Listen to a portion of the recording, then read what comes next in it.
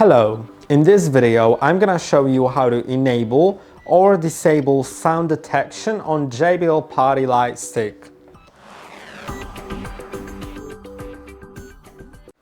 To do it, you need to have your app connected to the PartyLight Stick because it's only adjustable in the app. So go into JBL PartyBox app that you can download off Play Store or App Store on iPhones or Android, however you want, and connect your PartyLight Stick. It's pretty simple, just open the app and allow finding nearby devices and it'll find it automatically. Now here you can find sound detection.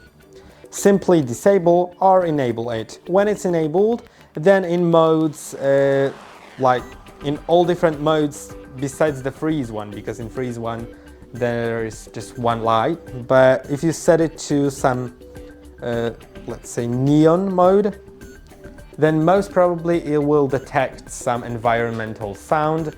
I don't really know how it works and if it's actually noticeable, but it should. And I hope that this video was helpful. Don't forget to like and subscribe. See you in the next one.